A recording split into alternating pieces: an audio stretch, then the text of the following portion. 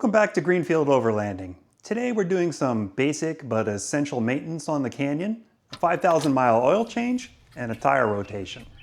GM says I can wait 7,500 miles between changes, but the way I want to use the truck, I prefer 5,000 miles. Plus, doing it here at home, I'm only out $55 per oil change. That's probably about half of what I'd pay at the shop. Let's get to the tools we'll need to do the work.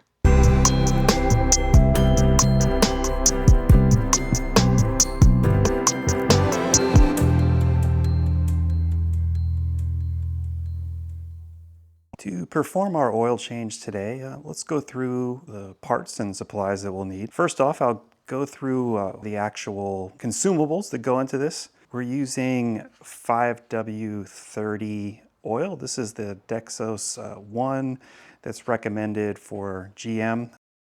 6 quarts of this total. I have a new filter as well as oil pan plug gaskets. So all total, the consumables add up to about $55 in total. Other things that are necessary, if you're like me, you're pretty messy. I keep a big roll of shop towels around to do this. I have a wrench here for pulling the existing filter out. The plug itself is a 15 millimeter, so I have a socket and the ratchet for removing that.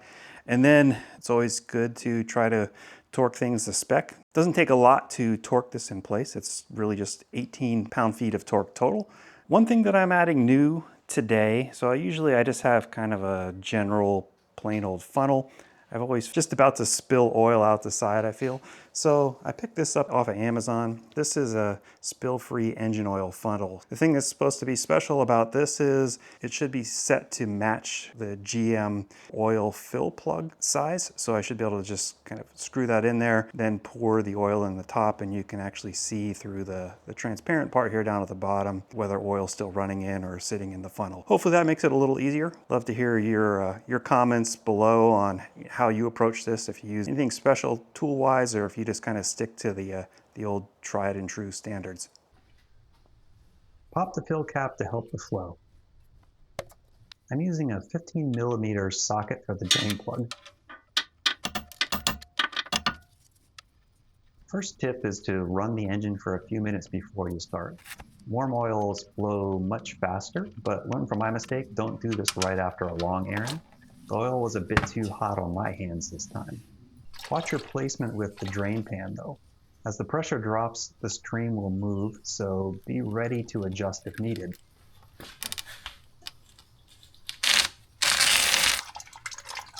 While that's draining, I'm swapping out the old plug gasket for a fresh one.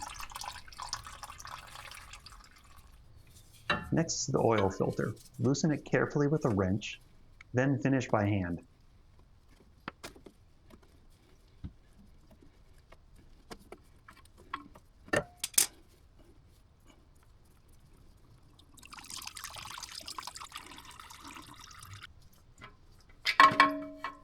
Try to keep it upright so you don't spill what's left inside. Before the new one goes in, lubricate the gasket with a bit of fresh oil. It makes a huge difference for the next change. Put the plug back in, as well as your new oil filter. Do these both hand tight.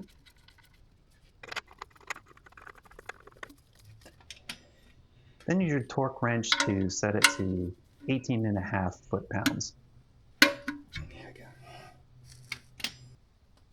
I'm using this Paseco spill-free funnel I found on Amazon for 16 bucks. It fits the GMC perfectly. We'll start with 5 quarts of oil. Run the engine for a few seconds to fill that new filter.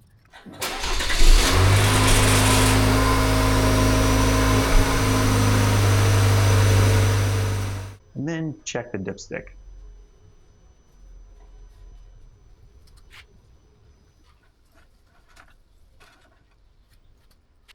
You should see that the oil is below the fill line. At this point, I add that 6 quart of oil,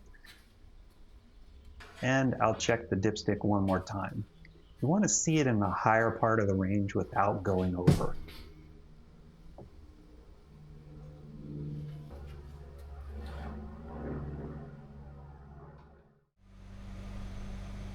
Finally, reset your oil life in the console, and then you're done for another 5,000 miles.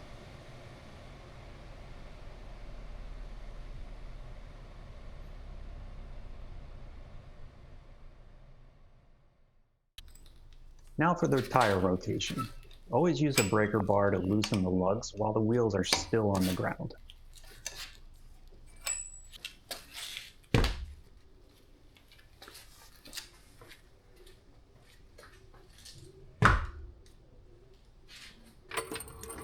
For the rear, I'm jacking from the pumpkin, the rear diff, and placing my stands near the leaf spring mount plates for some maximum stability.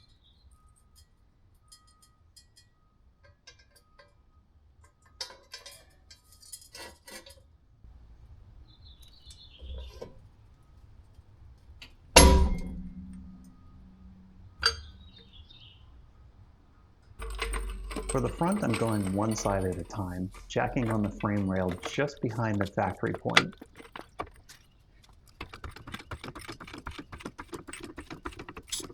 I'll use those factory points as the place where I'll place my jack stands. I'm using an impact driver to pull all the lugs off once the vehicle's in the air.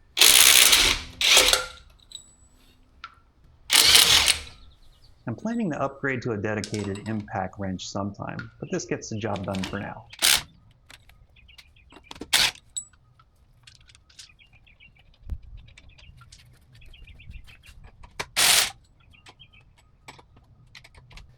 With all the lugs removed, here's the pattern for rotating the tires.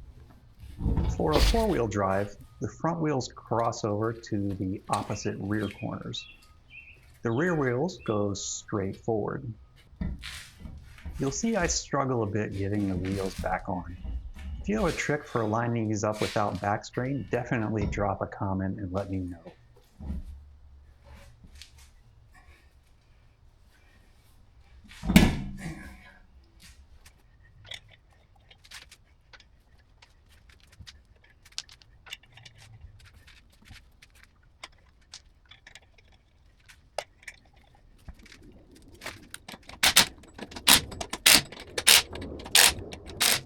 I didn't catch the footage of lowering the truck, but once it's back on all fours, torque every lug to 140 foot-pounds. You'll want to recheck these after 50 to 100 miles.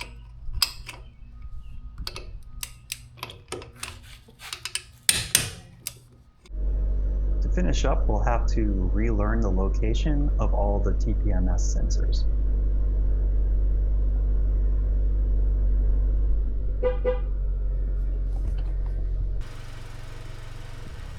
I'm using a $9 TPMS Relearn tool from Amazon.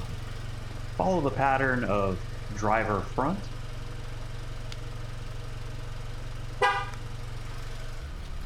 passenger front, passenger rear, and then driver rear. The horn will honk to confirm each one, and then 2 more times once it's all complete. If you found this helpful, please think about giving us a like. It really helps a new channel like ours. And if you're into GMC Canyon or Jeep Rubicon mods or overlanding trail reviews, hit that subscribe button. We have more trips and builds coming on the way. Thanks for watching, and we'll see you out there on the trail.